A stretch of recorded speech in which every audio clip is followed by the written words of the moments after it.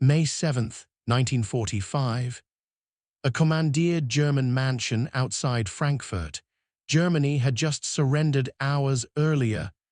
American soldiers were celebrating in the streets, firing flares into the sky, drinking captured German wine, hugging each other, crying, laughing. For them, the war was over. They were going home. But in one quiet room on the second floor, two men sat across from each other, and the conversation they were about to have would shape the next 50 years of history. General George S. Patton sat on one side of the table. He still had mud on his boots from the front. His Third Army had been fighting right up until the surrender. Supreme Commander Dwight Eisenhower sat across from him. Ike looked tired but relieved. He had just finished dealing with German surrender documents, occupation zones, logistics. For Eisenhower, this was the beginning of peace. For Patton, it was something else entirely. Patton did not waste time. He looked at Eisenhower and said something that would end their friendship, something that would get him removed from command within months, something that Washington and the media would call insane. "We're going to have to fight them eventually. Let's do it now while our army is intact and we can win." He was not talking about the Germans. He was talking about the Soviet Union. Eisenhower stared at him. He had just spent 3 years building an alliance with the Soviets to defeat Hitler. The American public loved Uncle Joe Stalin. Newsreels showed the Red Army as heroic liberators. The media called them allies. And here was Patton sitting in front of him suggesting they immediately attack the Soviets. Turn around, march east, start another war. "George, you don't understand politics," Eisenhower said. His voice was calm but firm. "The war is over. We're going home. The American people want peace. Congress wants demobilization. We can't just attack our ally." Patton looked at his commander, and in that moment he realized something terrible. Eisenhower knew he was right. Eisenhower saw the Soviet threat, understood it, but Eisenhower was not going to do anything about it, not because it was wrong militarily, but because it was impossible politically. What followed was one of the most important silences in American military history. Patton had identified the Soviet threat before anyone in Washington would admit it existed. He had proposed a military solution while the Red Army was exhausted and American forces were at peak strength. And he was being ignored by politicians and generals who cared more about public opinion than strategic reality. This was not the first time Patton had raised the issue. For weeks, he had been trying to get Eisenhower's attention, trying to make him see what was happening in Eastern Europe. Patton's Third Army had driven deeper into Germany than any other Allied force. His tanks had reached Czechoslovakia. His advance units had gotten close to Prague. And everywhere Patton went, he saw something that terrified him. The Red Army. Soviet forces were occupying Eastern Europe with a brutality that shocked even hardened American combat veterans who had seen years of fighting. Patton's intelligence officers were filing reports every day. Mass rapes, systematic looting, summary executions of civilians suspected of anti-communist sympathies, entire towns being emptied, populations shipped east to Soviet labor camps. This was not liberation, this was conquest. In April 1945, Patton had written to his wife Beatrice. The letter was personal, private, but it showed what he was thinking. "I have no particular desire to understand them except to ascertain how much lead or iron it takes to kill them. The Russians give me the impression of something that is to be feared in future world political reorganization." He was seeing what Washington diplomats refused to see. The Soviet Union was not a temporary ally against Hitler. It was a totalitarian empire expanding westward. While American politicians naively believed Stalin would honor agreements about free elections and democratic governance, Patton was watching the Red Army install puppet governments in every country they occupied. Patton had also met with liberated American prisoners of war who had been held by the Soviets. The stories they told made him furious. They said treatment by Soviet forces was worse than what the Germans had given them.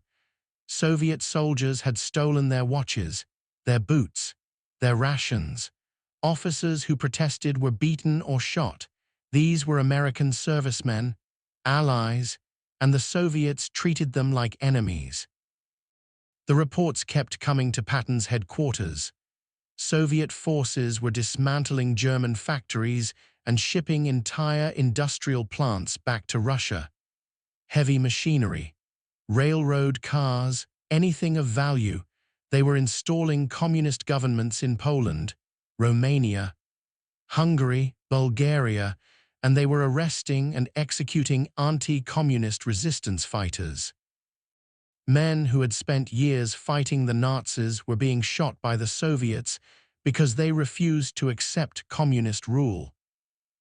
By May 1945, Patton had developed more than just complaints. He had a plan. It was not just angry rhetoric from a frustrated general. It was a real military strategy based on intelligence his staff had collected about Soviet capabilities and weaknesses. Patton's assessment was straightforward. The Red Army had just lost 27 million people defeating Germany. Soviet forces in Eastern Europe were exhausted, overextended, living off captured supplies. Their supply lines stretched back thousands of miles into Russia. Their trucks were worn out. Their tanks were breaking down after 4 years of continuous fighting. The men were tired. Many of them just wanted to go home. American forces, by contrast, were at peak strength. They had complete control of the air over Europe. They had intact supply lines running through France and the Low Countries. They had massive stocks of fuel and ammunition. They had divisions that had not even seen combat yet, and most importantly, they had the will to fight. American soldiers were confident, motivated, ready. "We could beat the Russians in 6 weeks," Patton told Under-Secretary of War Robert Patterson in May 1945, and he believed it. The Soviet Union had no strategic bombing capability, no way to strike American supply lines. The Red Army had minimal anti-aircraft defenses. American air power could cut Soviet logistics to pieces before ground forces even made contact. Soviet tank production was impressive. They had produced thousands of T-34s, but those tanks were mechanically unreliable after years of war. Many were held together with field repairs.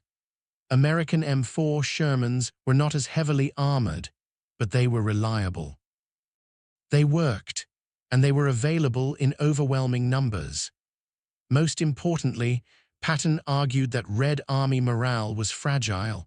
Soviet soldiers had been told they were fighting to liberate their homeland from Nazi invasion. They had done that. Many had no interest in occupying Eastern Europe permanently. If American forces pushed east, Patton believed significant numbers would surrender or desert rather than fight. Then Patton said something that horrified Washington. "We can arm the Germans. There are hundreds of thousands of Wehrmacht soldiers sitting in POW cages who would rather fight the Russians than rot in camps." This suggestion shocked Eisenhower. The United States had just spent 4 years defeating Germany, had lost hundreds of thousands of men doing it, and now Patton wanted to rearm German soldiers and put them back in the field against the Soviets. It sounded insane. But Patton's logic was brutal and clear. German soldiers hated and feared the Soviets more than they hated Americans. They had seen what the Red Army did in Germany. They knew what Soviet occupation meant. Many Wehrmacht veterans would fight again if it meant stopping the Russians. "I would rather have a German division on my side than a Soviet one," Patton wrote. This comment would be leaked to the press within weeks, and it would help destroy him. Eisenhower had military reasons for rejecting Patton's plan. The American public wanted their sons home. Mothers were already writing letters to congressmen demanding their boys be brought back. Congress was pushing for rapid demobilization. Logistically, American forces were positioned to occupy Western Germany, not to push east into Poland. Supply lines would have to be completely reoriented. It would take months. But these were not the real reasons Eisenhower rejected Patton's proposal. The real reasons were political. President Truman had just taken office after Roosevelt's death. He was continuing Roosevelt's policy of cooperation with Stalin. The Yalta Conference had established zones of occupation, the framework for post-war Europe. The United Nations, all of it was based on Allied cooperation. Eisenhower knew that proposing an attack on the Soviet Union would be political suicide. He would be accused of warmongering, of risking World War III, of betraying the alliance that had just defeated Hitler. The media would destroy him. Washington would remove him from command. His career would be over. More personally, Eisenhower liked being the hero. He had just won the war in Europe. Newspapers were calling him the greatest military commander since Grant. Both political parties were already discussing him as a potential presidential candidate. Why would he risk that reputation? Why would he throw it away on a crazy plan to attack the Soviets? Eisenhower also believed in the diplomatic solution. He thought Stalin could be negotiated with, that the Soviet Union would moderate its behavior once post-war tensions eased. He believed the United Nations could manage disputes between superpowers, that there was a path to peaceful coexistence. This was the fundamental difference between Eisenhower and Patton. Eisenhower believed in institutions, in diplomacy, in political process. Patton believed in military force and strategic opportunity. Eisenhower thought like a future president. Patton thought like a warrior. "George sees the world as a battlefield," Eisenhower told his chief of staff after that meeting. "He doesn't understand that we have to live with these people after the war is over." But Patton was not alone in his assessment. Across the Channel, Winston Churchill had reached the same conclusion. Churchill had been warning about Soviet intentions since the Bolshevik Revolution in 1917. He had only allied with the Soviet Union out of desperate necessity when Britain was fighting for survival. By April 1945, with Germany collapsing, Churchill was frantically sending messages to Truman and Eisenhower. He wanted Western forces to push as far east as possible before the Soviets consolidated control. He wanted to take Berlin, Prague, Vienna. He wanted to get there before the Red Army did. "An iron curtain is drawn down upon their front," Churchill wrote to Truman on May 12, 1945. This was the first time he used that phrase, the phrase that would define the Cold War. "We do not know what is going on behind it." Churchill went further than just warnings. He ordered British military planners to develop Operation Unthinkable. It was a detailed plan for an Allied offensive to push Soviet forces out of Poland and Eastern Europe.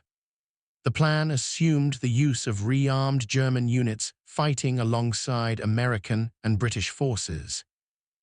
The British chiefs of staff analyzed Operation Unthinkable seriously. They concluded it was militarily possible if launched immediately. They estimated that Allied forces with German support could defeat Soviet forces in Eastern Europe within months, but they warned it would require total commitment, full mobilization, no half measures. Churchill sent the plan to Truman. Truman rejected it immediately. He was horrified by the suggestion of attacking the Soviet Union, even more horrified by the idea of rearming German units. Churchill's plan died before it even reached the operational stage.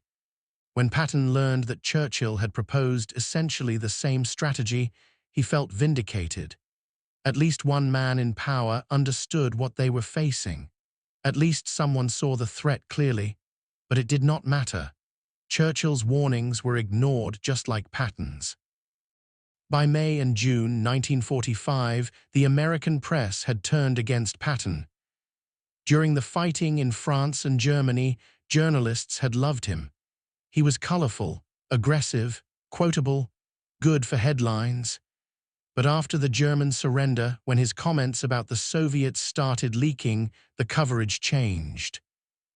His proposal to rearm German units was reported as Nazi sympathizing. Columnists questioned his mental stability.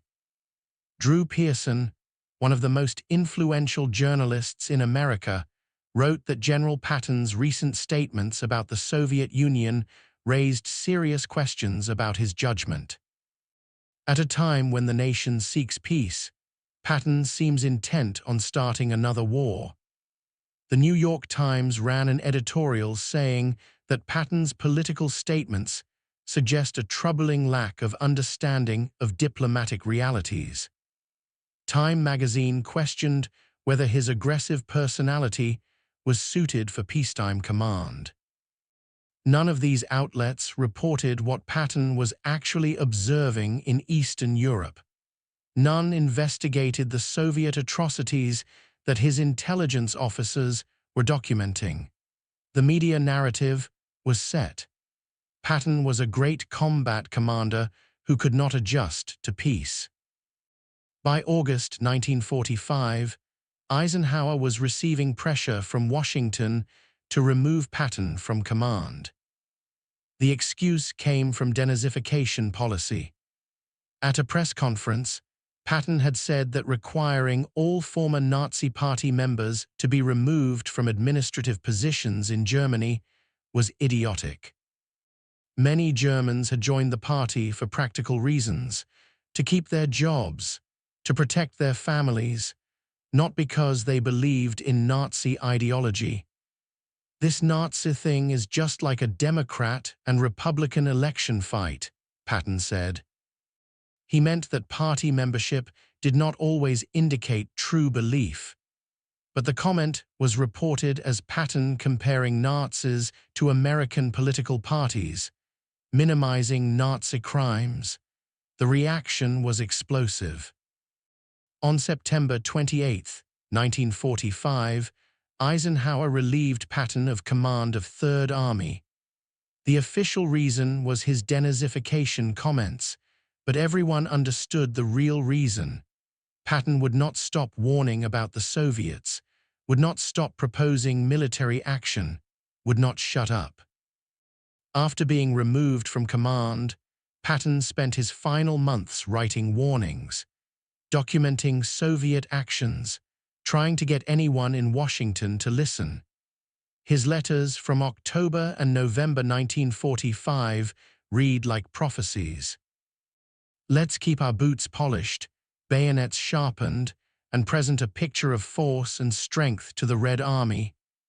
This is the only language they understand and respect. If you fail to do this, then we have had a victory over the Germans and disarmed them, but we have lost the war. In early December 1945, Patton met with Under-Secretary Patterson one last time. He predicted everything that would happen. The Soviets would maintain permanent occupation of Eastern Europe. They would spread communism through Western Europe if allowed. Military confrontation was inevitable. We're going to fight them eventually, in 5 years or 10 years or 20 years, and we're going to wish we had done it in 1945 when we had the chance. Patterson listened politely, but he told Patton that Washington had no interest in confrontation. The American public wanted peace. Patton's warnings were politically impossible to act on. Nobody wanted to hear them. 3 days later, on December 9, 1945, Patton was critically injured in a car accident near Mannheim, Germany. His staff car was hit by an army truck. Patton was thrown forward. His neck was broken. He was paralyzed from the neck down. He died 12 days later on December 21, 1945. The circumstances of the accident fueled conspiracy theories that persist to this day. The timing was suspicious. 3 days after his final warning to Washington. The truck driver's explanation of the accident seemed questionable, but no credible evidence of assassination has ever been produced. It was likely just a tragic accident that silenced the one American general willing to speak uncomfortable truths about the Soviet threat. Everything Patton predicted came true.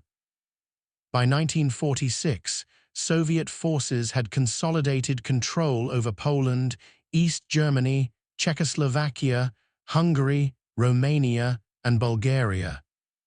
The free elections promised at Yalta never happened. In Poland, the Soviets arrested resistance leaders who had fought the Nazis for 6 years. Thousands were executed or sent to labor camps. In Czechoslovakia, a communist coup in 1948 overthrew the democratic government.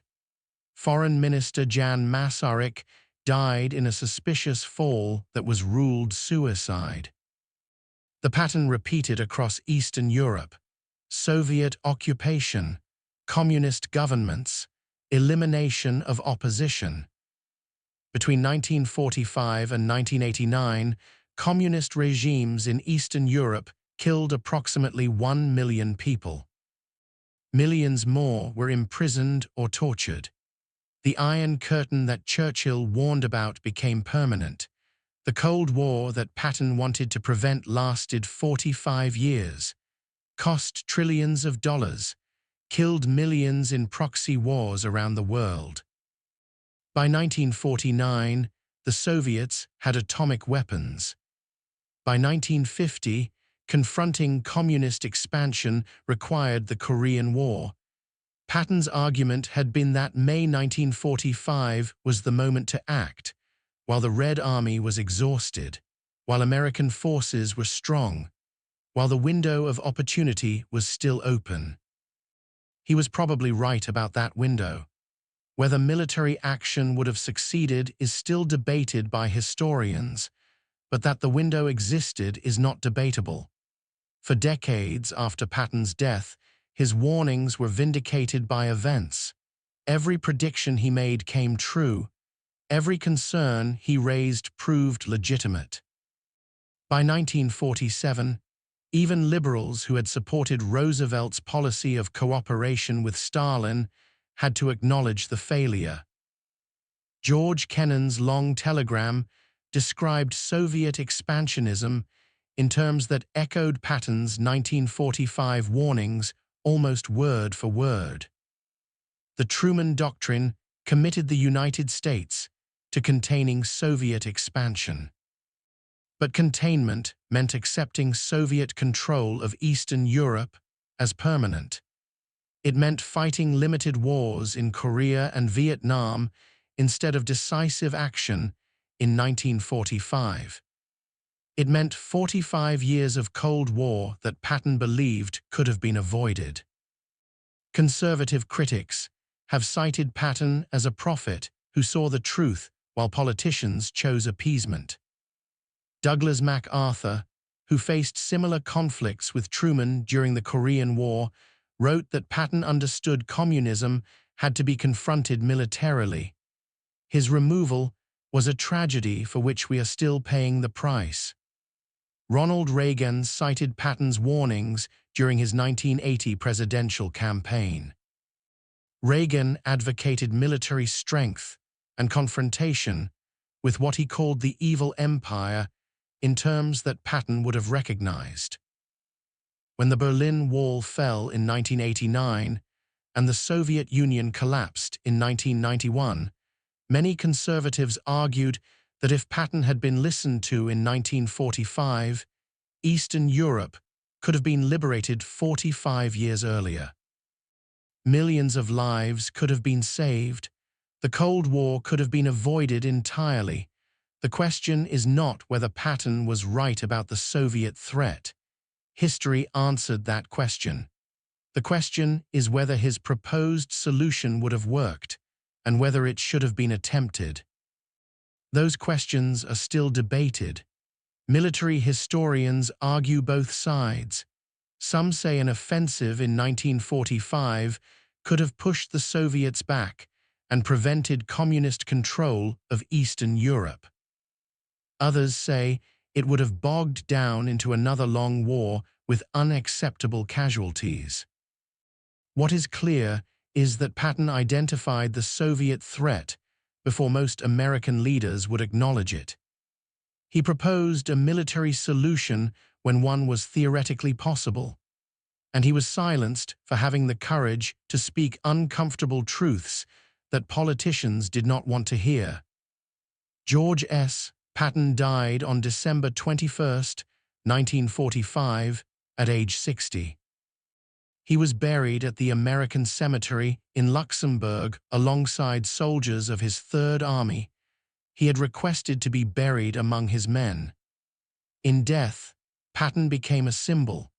To some, he represented the warrior who saw threats clearly and advocated strength over appeasement. To others, he represented the dangerous militarist who preferred war to diplomacy. The tragedy of Patton's warning about the Soviets is that he was right at the wrong moment. He saw in 1945 what others would not acknowledge until 1947 or later. He proposed action when it might have succeeded. He was silenced before he could be vindicated. He died before anyone admitted he had been right. Why did Patton want to attack the Soviets in 1945? Because he saw what they were doing in Eastern Europe and understood it would not stop. Why did Eisenhower refuse to hear that warning? Because acting on it was politically impossible in a democracy exhausted by war. The collision between military reality and political reality is what defines this story, and that collision shaped the next 50 years of history.